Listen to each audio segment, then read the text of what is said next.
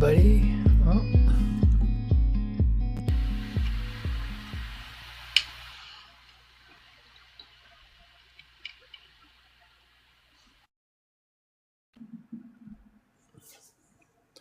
There we go. Hi everybody. I'm Angus Wright. I also go by Angus by design. And for the next 59 minutes, my goal is to just read from the book I'm reading, which is Insight Meditation, The Practice of Freedom by Joseph Goldstein. And then what I do is I pull gotta move my cookies. I pull a card from an oracle deck. In this case, it's the Gaia Oracle by Tony Carmine Salerno. And really, it's just a reflection practice. It's a relaxation practice. I've been practicing Reiki master since 2007, so about 19 years. And Reiki, if you're not familiar with it, it's Japanese for universal life energy force, and it was developed and discovered by Dr. Mikao Usui, who was an academic back in his day, and he traveled to India and he traveled all over so that he could learn how spirituality benefits us. And so Reiki was a program that he put together in the early 1900s or even late 1800s. And it was something that he developed, and then he passed on to his students. And then it's been distributed throughout the world. So it's just the act of cultivating mindfulness and then connecting our mind with our body, so our thoughts with our physical sensations. And so as a practice in Reiki, it's a great way of just looking at how we connect to everything and the different ways we can connect. So if you want to join, you're welcome. There's no expectation. I'm not motivated by any specific thing. This is just a practice that I have. And what I do is I do this for about an hour. And then I upload it and share it here. So I'm starting to go into part 3, which is freeing the mind.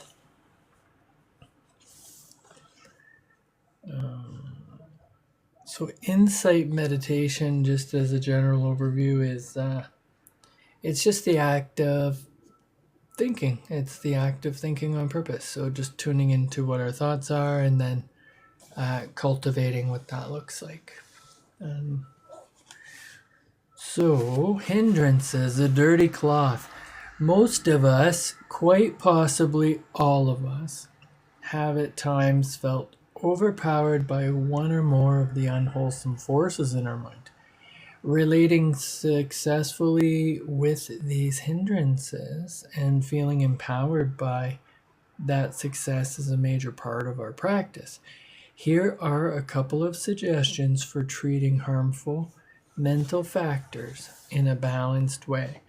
The first thing you might remind yourself in times of difficulty is the fact that you have already accumulated great powers of purity and liberation in your mind.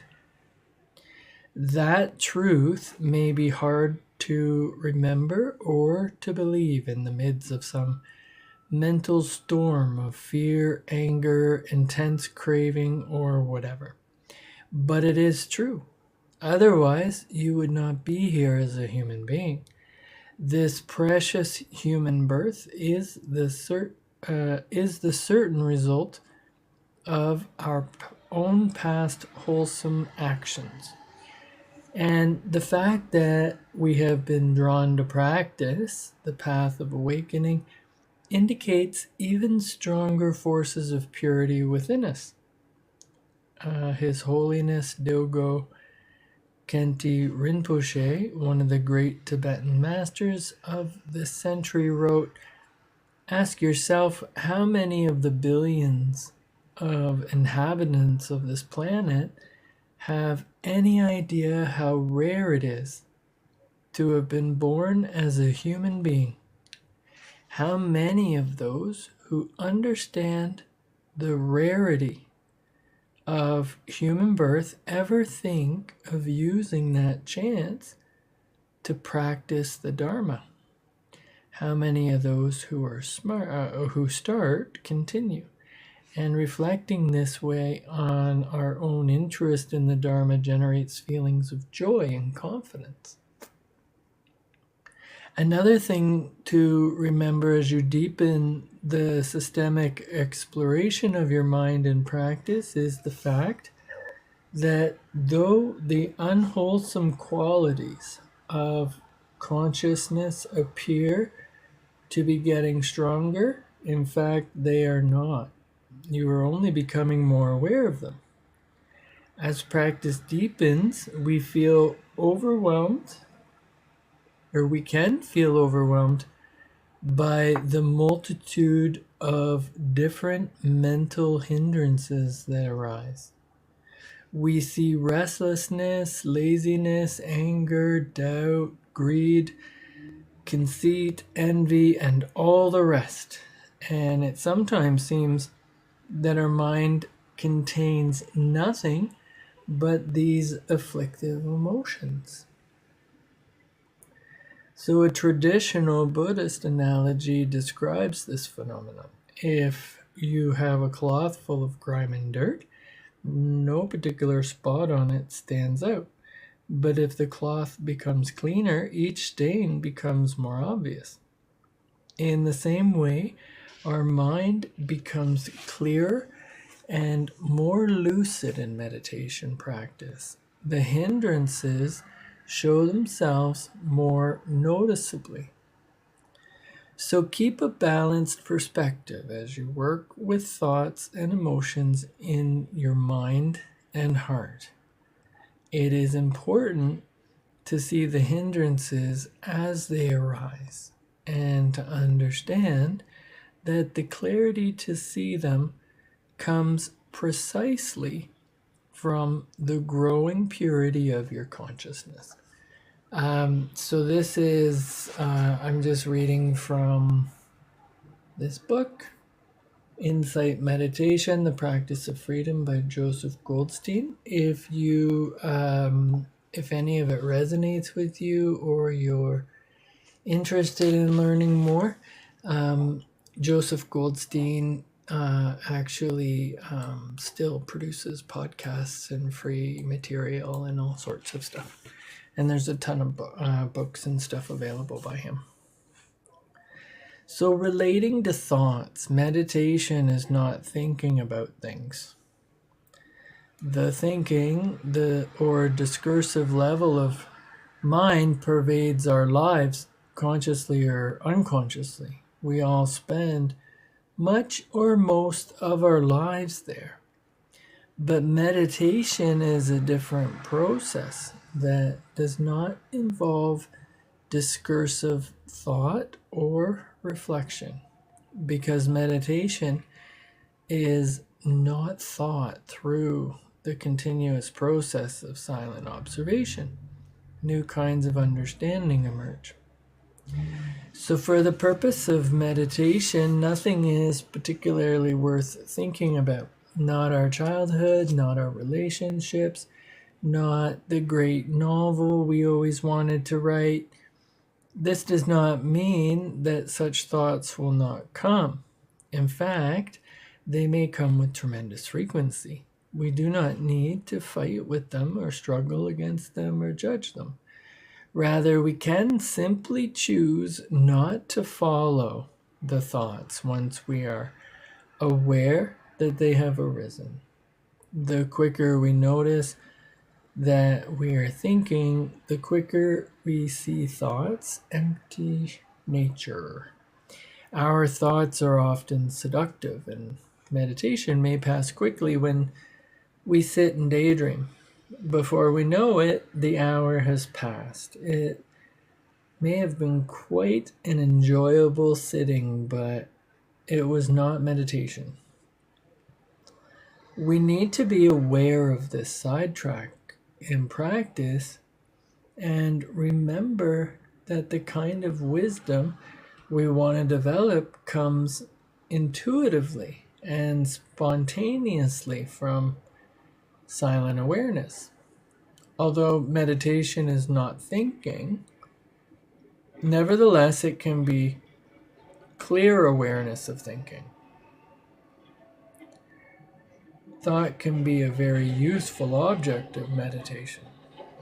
We can turn the great power of observation onto thought itself in order to learn about its inherent nature, becoming aware of its process instead and getting lost in its content. In Dharma teachings, we speak frequently about the powerful impact of identifying with phenomena. Identification imprisons us in the content of our conditioning. One of the easiest ways to understand this imprisonment is to observe the difference between being lost in thought and being mindful of it. When we lose ourselves in thought, identification is strong. Thoughts sweep up our mind and carries us away. And in a very short time, we can be carried far indeed. We hop a train of association, knowing that we have hopped on, and certainly not knowing the destination.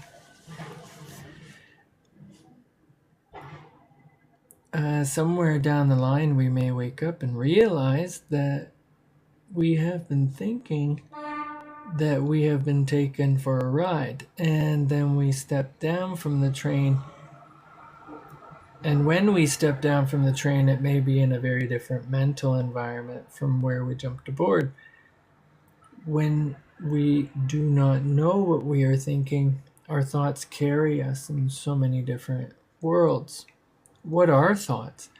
What is this phenomenon that so powerfully conditions our lives when we remain unaware of it, yet dissolves so completely as soon as we pay attention? What is our proper relationship to that endless display of thoughts parading through our mind? So welcome everyone. Just a reminder, I'm just reading from this book, which is Insight Meditation, and then my goal is to pull a card in reflection of that. I like to then see how many people came in and came out and dedicate the practice to them. So take a few minutes right now to look directly at the thoughts arising in your mind. As an exercise, you might close your eyes and imagine yourself sitting in a movie theater watching an empty screen. Simply wait for thoughts to arise. Because you are not doing anything except for waiting for thoughts to appear, you may become aware of them very quickly. What exactly are they? What happens to them? Thoughts are like magic displays that seem real when we are lost in them, but then vanish upon inspection. But what about the strong thoughts that affect us? In meditation, we are watching, and then all of a sudden, whoosh, gone. We are lost in that one. What is that about? What are the mind states or the particular kinds of thoughts that catch us again and again, so that we forget that they are just empty phenomena passing by? The Buddha said that we are shaped, created, and led by our thoughts.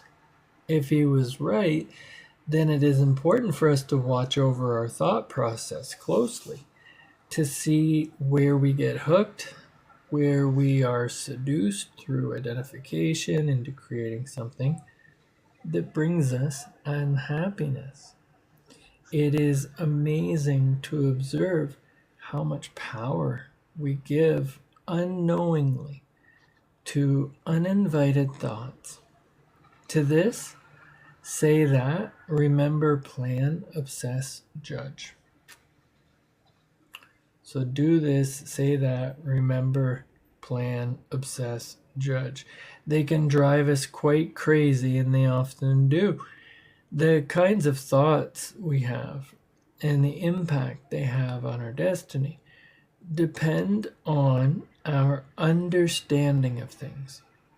If we are in the clear, powerful space of just seeing thoughts arising and passing, then it does not matter what species of thinking appears in the mind. They are all essentially empty of any substance at all. And we can see them for the passing show that they are. These all-powerful movers and shakers of the world that create us and lead us become little energy blips in our mind with hardly enough power to create even a ripple. They seem like transparent dewdrops evaporating in the sun. But there are many times when we are not simply watching thoughts come and go, either because we are lost in them or because we choose to think something through, perhaps as a precursor to action. In both these cases, it is crucial for us to discern wholesomeness from unwholesome thoughts, and in order to know which to give our energy to, because these thoughts do have a karmic impact. They lead us. From thoughts come actions. From actions come all sorts of consequences. Which thoughts will we invest in? Our great task is to see them clearly so that we can choose which to act on and which simply to let be. It takes a lot of alertness to stay aware of thoughts. They are extremely slippery. If you watch them in one place, they sneak in from another. But as practice evolves, two liberating things happen. First, our mind actually becomes quieter. Instead of being a rushing torrent, thoughts come less frequently, and we enjoy an increasing sense of calm and inner peace. Second, our observing power becomes quicker and stronger. We can see thoughts much more clearly and are taken for fewer unconscious rides. Without identifying with thoughts and giving them power, our mind abides in the natural state of ease, simplicity, and peace. Hey, MJ, it's good to see you. And yeah, so far there's like been about 41 folks pop through. And I'm just reading this book. It's from Insight Meditation, The Practice of Freedom by Joseph Goldstein. This particular book was published in the 90s, 94. But Joseph Goldstein is still teaching these principles and these things today. So, views and opinions. So once we begin watching our thoughts closely, we notice a strong propensity to identify with a particular class of thinking, namely views and opinions. It is useful to discriminate between having views and opinions and being attached to them. when people first recognize that strong attachment to views can create separation, division, and conflict, they sometimes conclude that we should not have views and opinions at all. But this can lead us into a difficult bind, since eliminating them proves to be quite impossible. So, the task of freeing the mind involves not identifying so strongly with the particular opinions we hold. How can we do this? To see how you identify with views, try paying careful attention to your feeling states as you proceed through the day. As you go along, you may be thinking of various things when all of a sudden some opinion arises about a person or a situation. If you identify with that opinion instead of seeing it simply as is, as an arising thought in your mind, then watch for a noticeable tightening of your mind around it, a charge, a sense of being right. Those things that contract us into a space of small mind and separation. If we pay attention to when that tightening takes place, when that charge in the mind begins to happen, then the contraction becomes a signal that we have gone from the place of having an opinion to a place of attachment to it. We are using the radar of mindfulness to pick up times of suffering, of unease, of constriction. Like any practice, this psychic early warning system gets better the more you use it. Things may be going along very smoothly, and then presto, you pick up a certain glitch on the screen. You feel in your mind and body a sense of solidifying around something. That moment of feeling the glitch is the place to stop. Right here in the unconscious, or right here in consciousness, at this moment is a precious gift, a signal telling you something is happening. You're getting caught. If we can unhook from our attachment to views and opinions, we can then be freer in having them. We can consider more dispassionately the whole of any given situation. We can receive more respectfully other points of view, which in turn creates a situation of greater openness and communication. So in this way, liberation is not always dramatic fireworks. It can be the step-by-step, moment-by-moment freeing of our mind. So welcome. If you're just joining again, it's I'm just going through and reading from this book of Insight Meditation and the Practice of Freedom by Joseph Goldstein. He's a teacher of these things for many, many years. He's pretty cool. He comes from a group of people.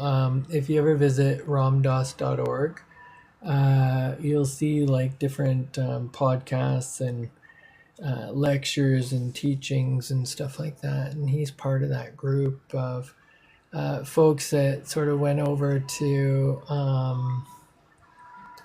like India in the 60s and 70s and had like, big epiphanies and stuff like that. And then he came back and he's just always stayed in touch with teaching and putting on retreats and stuff like that. So that's why I like Joseph Goldstein. And then I'm going to read for a bit. And then what I do is I pull a card from this Gaia Oracle book. I use it as a tool to kind of reflect on what I read here and then, see what it has to say, see if there's any tie-ins and that sort of thing. The whole thing is literally just a practice, and I kind of just open it up to others with the invitation that, if it's helpful to you to just listen in, to contemplate. Nothing that I do here is meant to tell you what to think or to do or what to believe in. It's all just reflection, and it's just practice. And I open it up. I give it freely. I receive it freely. It's like the intention behind everything. So you're welcome here. And you're welcome to use the chat box. You're welcome to react however you want, whatever input, if you so choose. There's no obligation. I'm just going to wet my whistle before I read some more. I live with perpetual dryness. I am always on a pathway to stay hydrated. So welcome. So Judgment 500. Views and opinions held strongly enough become judgments, another prevalent pattern of conditioning we experience. We judge ourselves, we judge others, we hardly let an experience go by without judging it. Although this class of thoughts may go unnoticed in the busyness of our lives, it becomes quickly obvious as soon as we begin to watch our mind in meditation. Sometimes it feels as if our mind does little else but judge. Probably you're plagued by recurring judgments like everyone else. So, if so, you may find it helpful to remember that our emphasis in Dharma practice is less on changing the pattern than on changing our relationship to it. So here are 3 techniques for changing your relationship to the judging mind. A couple of them are homegrown. I do not think you will find them in any Buddhist texts. They came to me as I grappled with a judgment attack in my own practice. I experienced this discomforting pattern of judging thoughts very clearly once when I was doing intensive meditation practice in a retreat. I found myself sitting in a place in the dining room of our meditation center where I could watch everyone come in and take food. Although I was ostensibly being mindful of eating, out of not quite the corner of my eye, I saw everything that was going on. I was quite amazed to see how my mind had a judgment about every single person who came in. I did not like either how people walked, not quite mindful enough, or how much food they took, or how they were eating, or what they were wearing. It became quite disconcerting to watch that overflow of judgments in my mind. Does this all sound familiar? I reacted to this new awareness by becoming quite upset. First, condemning all these judgments as bad thoughts, and then judging myself as bad for having them. Over some time, it became clear to me that the judging was not helping at all. So the first skillful method for dealing with judgment is the old tried and true traditional method of clear mindfulness. I made an effort to notice specifically how the pattern was manifesting.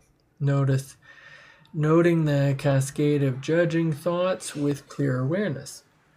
By cultivating mindfulness in this way, I experienced less identification with the thoughts.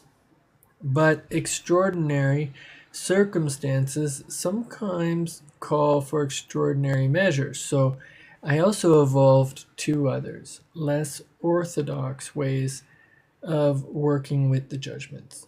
So first, I started counting the judgments as they arose. Every time a judging thought came into my mind, I would count. Judging 1, judging 2, judging 3, judging 500. At a certain point, I started to laugh. I began to see these bad thoughts in a much lighter way, not particularly believing them and not reacting against them.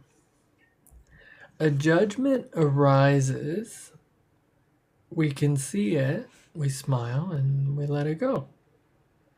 What a breath of fresh air for the mind. The second technique I used when these thoughts proliferated was to tack on to the end of each judgment the phrase, "The sky is blue." That person takes too much food. The sky is blue. I don't like how they're moving. The sky is blue. The sky is blue is a neutral thought that can just come and go without any reaction in the mind. By adding it to the end of every judgment, I got a sense of what it would be like to let the judgment go through my mind in just the same way the sky is blue goes through.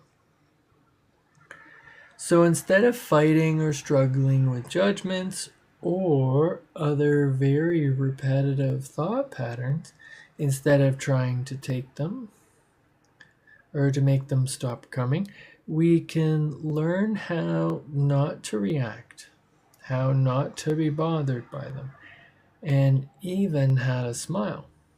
Try it with one of your own most bothersome patterns. Self-hatred 1, self-hatred 2, self-hatred 595, self-hatred 10,000. At a certain point, you're going to start smiling. You are. And that smile will signal a very important transformation in how you relate to your stuff. This stuff is empty. It does not belong to anybody. It is not rooted in self. What feeds it is our relationship to it. We do not like it. And precisely because we do not like it, it keeps coming back. At a certain point, we stop not liking it. Then it is no problem. I have watched some of the most appalling scenarios in my mind. Okay, there they are, arising and passing. If we relate to them in a non-reactive, non-identified way, their content does not matter. Tremendous freedom comes when we realize that from the perspective of mindful awareness, the content is irrelevant. And so far it's been about 30 minutes, 33. And I'm just reading from the book Insight Meditation. My light is really... by Joseph Goldstein. And then I'm going to pull an oracle card for reflection in about, probably about 15 minutes or so. And what I do is, this is just a practice to cultivate mindfulness. It's also just a relaxation practice. For me, it's a practice to be able to actually read physical books, and to, take the time and to put the time into it. So if nothing, at the end of the day, what I gain is an hour of reading a book and reflecting on it. I open it up as a part of a practice. I've been a Reiki master for many, many years, and Reiki is just the idea of like everything that's alive is connected by life and a universal life energy. And so cultivating these practices is a way of actually just being, like, of actually taking action and doing something that's relaxing instead of just going, oh, I wish I could do something relaxing. So Joseph Goldstein This book is from the 90s, but he continues to teach even today. So the next part is conceit and the comparing mind. So another valuable way to work with thoughts is to give close attention to conceit. In Buddhist psychology, conceit has a special meaning. That activity of the mind that compares itself with others. So when we think about ourselves as better than, equal to, or worse than someone else, we are giving expression to conceit. This comparing mind is called conceit because all forms of it, whether it is I'm better than, or I'm worse than, or I'm just the same as, comes from the hallucination that there is a self. They all refer back to a feeling of self, of I am. There is both bad news and good news about conceit. In fact, it is all the same news, namely that conceit is not uprooted until the final stage of enlightenment. Even after we have realized the truth that experience is essentially selfless, that there is no I, no self, to whom experience belongs, still the habit of this comparing mind persists. We understand that conceit itself is not I, but still it plays itself out until we are fully liberated. So the bad news is that this comparing mind is likely to be around for a long time. The good news is that we do not need to be discouraged or self-judgmental about conceit when it occurs. Since this pattern will be around for a while in our mind, we might as well make friends with it. When comparing thoughts arises, we can just see it. Oh, here it is again, without being surprised. We begin to work with it in an accepting way.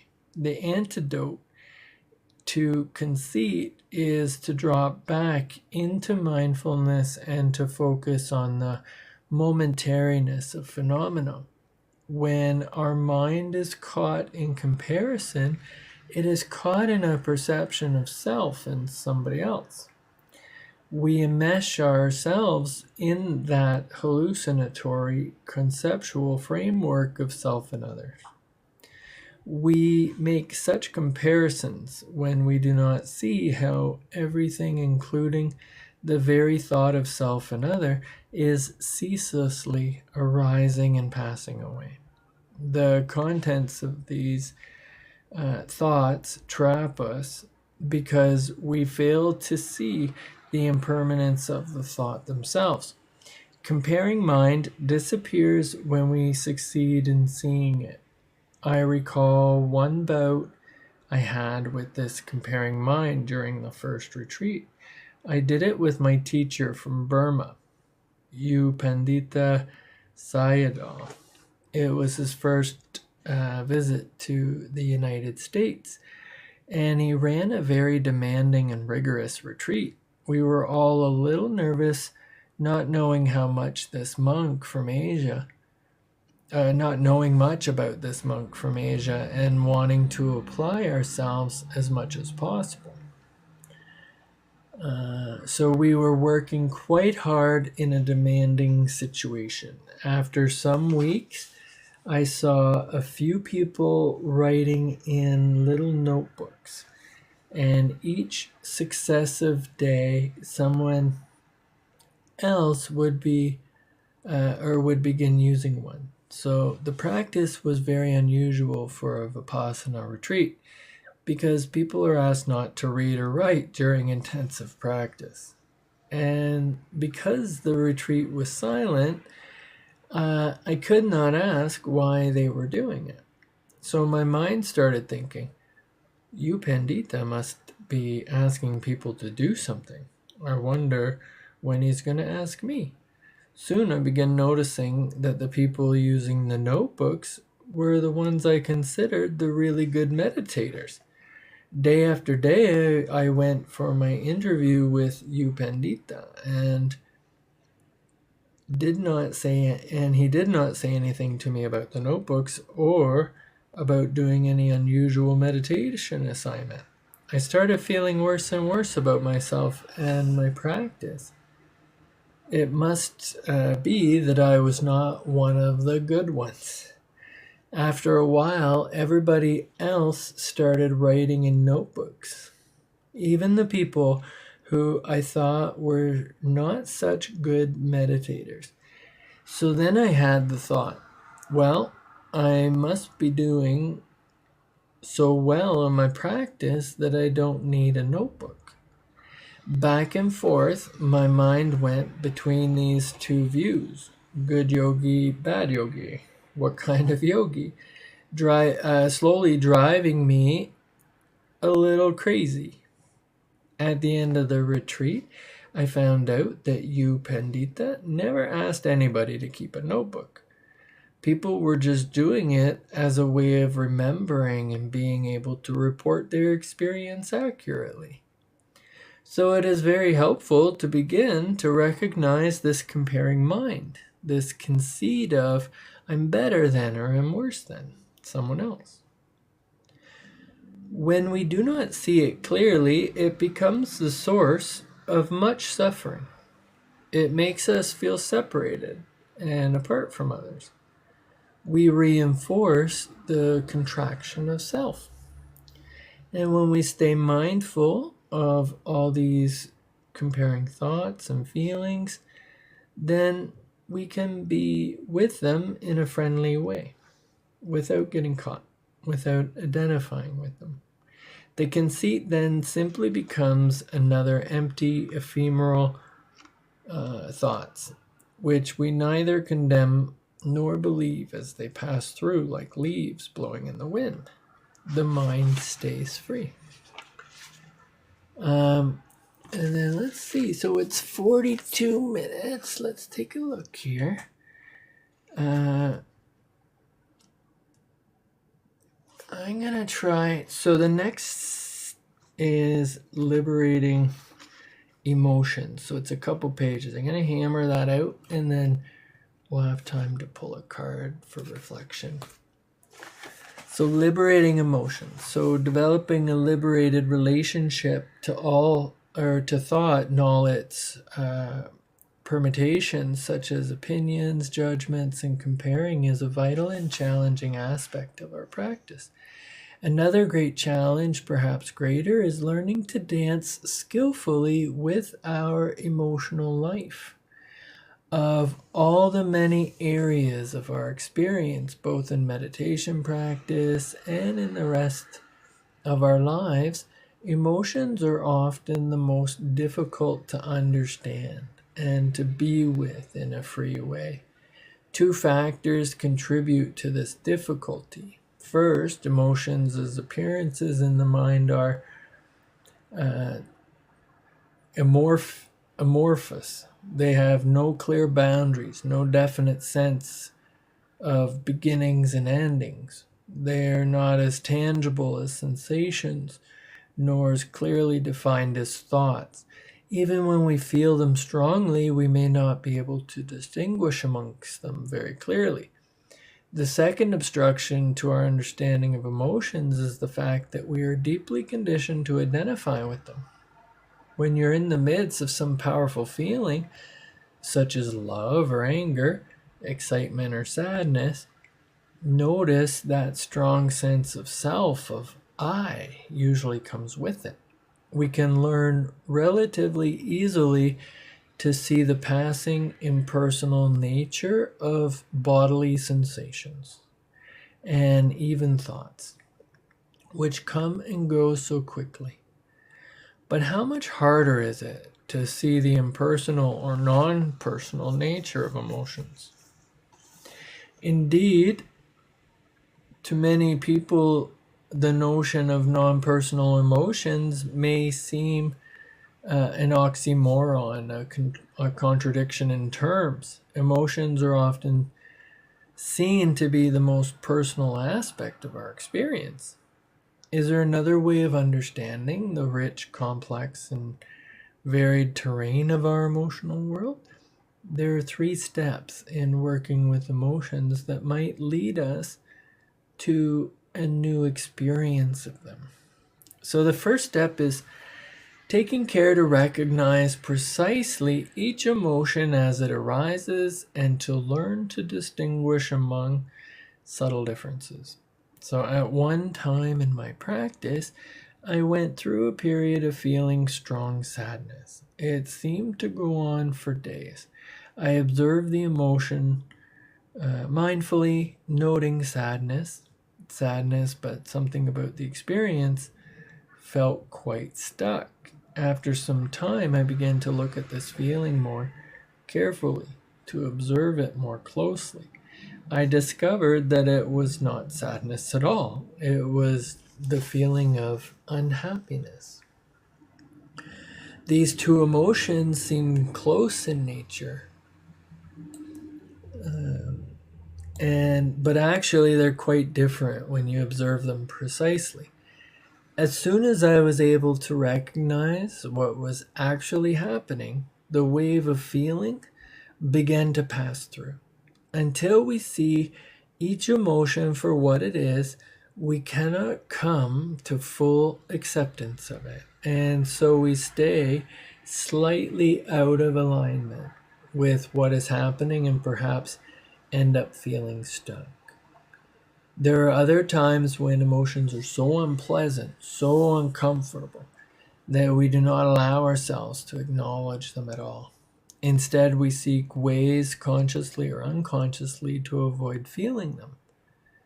This pattern of denial can happen with feelings of fear, shame, anxiety, loneliness, rage, boredom, embarrassment, and many others.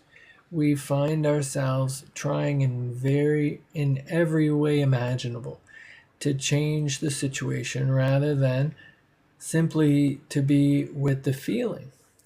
How much and what kinds of things do we do in our lives just so that we do not have to feel bored or lonely or afraid?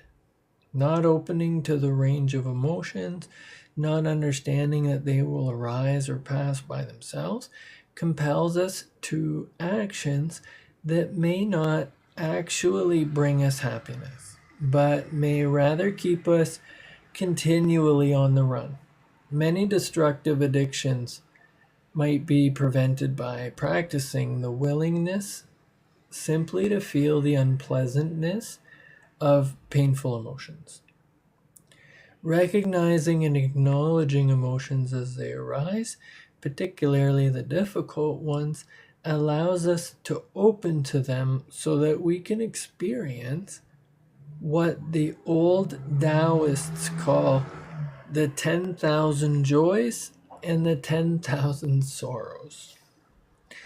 Another aspect of recognizing emotions is seeing that often they come in clusters or constellations. So we may be aware of the most predominant feeling, yet we may miss the feelings that are underneath it and feeding it, like underground springs.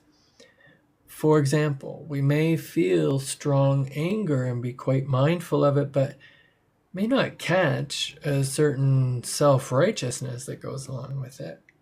As long as we remain unaware of such associated states, the emotional fellow travelers, we may be stuck in a painful emotion for quite some time. So clear recognition and acceptance of different emotions that arise in our experience lead us to the second important step in working with strong feelings. Our Western culture does not much value this method, although it is one of the foundations for happiness in our lives.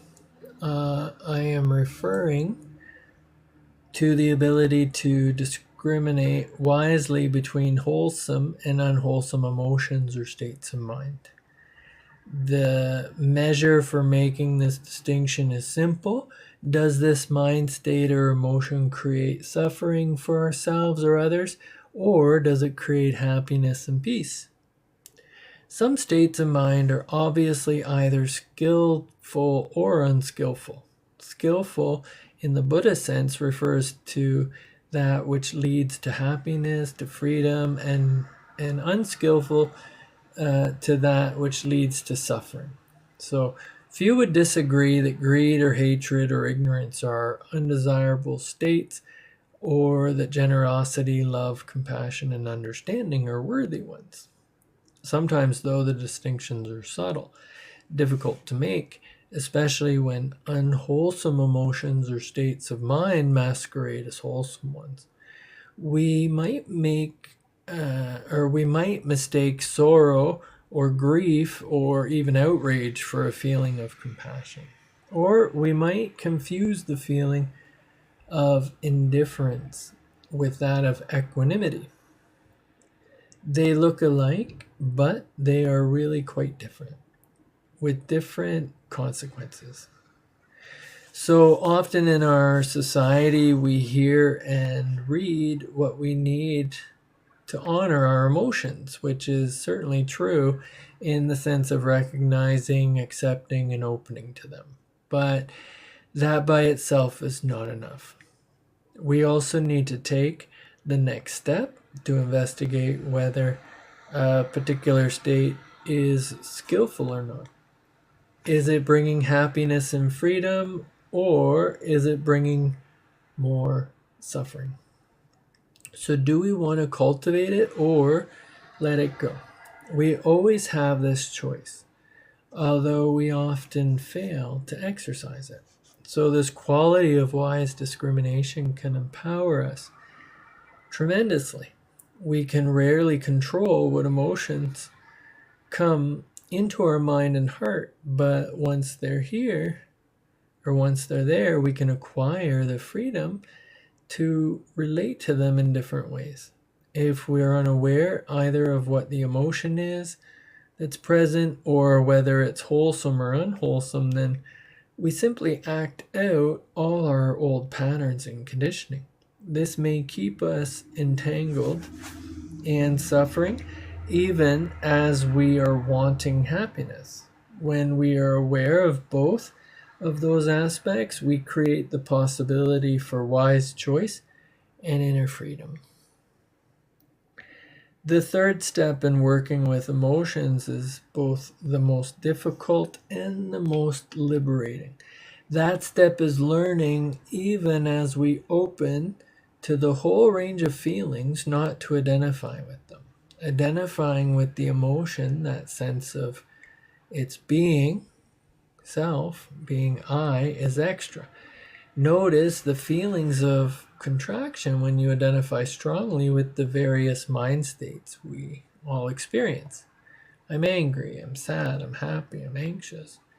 These moments of identification are a habituated add-on, a convention that causes a lot of heartache and pain. From a meditative perspective, various mind states, including emotions, arise and pass away empty of any substantial nature. They come into being when certain conditions come together and disappear when the conditions change. None of them belong to anyone, and they are not happening to anyone. In a very real sense, each mind state or emotion is expressing itself. It is desire that desires, fear that fears, love that loves. It is not you or I. Can you feel the difference between the experience of I'm angry and the experience of this is anger? Through that distinction flows a whole world of freedom. Of course, it is extremely important not to use the idea of selflessness as a vehicle for denial. True selflessness comes from openness and acceptance. As one Tibetan Buddhist text expresses it, mind states or emotions are like clouds in the sky, without roots, without home. identifying with an emotion as being self is like trying to tether a cloud. Can we learn to liberate all emotions, all phenomena, letting them pass through the open sky of the heart and mind? So that was a reading from Insight Meditation by Joseph Goldstein. I have less than 5 minutes to pull a card. This is going to be a card from the Gaia Oracle. And what I do is I pull it, it gives me some inspiration. And then I just use that for reflection. And so far there was 145 folks that came through, and oh my gosh, 5,611 hearts. So that's amazing. It's a great energy. 4 minutes to go, so I'll pull this card. Boom. So what does it say? Eternal love, happiness, harmony, and fulfillment. That's pretty cool symbol. Let's listen to the reading. So 24, and then I'll log off. And if you resonate with this, please, I have all the other readings that I've done so far. So if you want to listen to them, my goal is to do it every day. So eternal love, happiness, harmony, fulfillment. So something is resolved soon. A new page is turned as a concern you have dissolves and gives way to a period of sunshine. Uh-oh. My thingy wants to give up. Seems to happen at this moment. Seems to always happen. Bear with me here. Boom. There we go. Okay. So something is resolved soon. A new page is turned as a concern you have dissolves and gives way to a period of sunshine. A time to relax and enjoy life, free of the worry and doubt that have cast a gray shadow over your life for the past few weeks. During the coming month or so, try to spend some time in nature. Allow yourself to reconnect with Gaia's nurturing and healing power. Immerse and surround yourself in her natural beauty, for she will help you restore your balance, harmonize your energy centers, and replenish your body, mind, and spirit. It may be difficult for you to switch off at first, but after a few days, as your thoughts slow down, you will settle into a new and more relaxed rhythm. Make the most of this opportunity while you can. And then the affirmation. I am physically and emotionally connected to the healing power of Mother Earth. I surround myself with her beauty and feel a deep sense of peace. I am free of worry. Each day I grow stronger and more relaxed, and my life is in perfect balance. Ooh, isn't that the goal? My goodness. So this has just been a practice. What I do is I repost this, and I'm going to log off in under a minute so I can do that. But I also download it, and if you look up the same username, Angus by Design, on YouTube, I repost the reading there, and it's in a list, and then you can kind of listen in whenever you would like. So may I be filled with loving kindness. May you be well. May we be peaceful and at ease. And may all be happy. So I hope this found you in good health. If you need a little extra support, please consider this time and space for that. And if you have an abundance of support to share, please always feel free to join and to contribute that too. So take care, everyone. I'm Angus Wright. I'll talk to you soon. Reach out.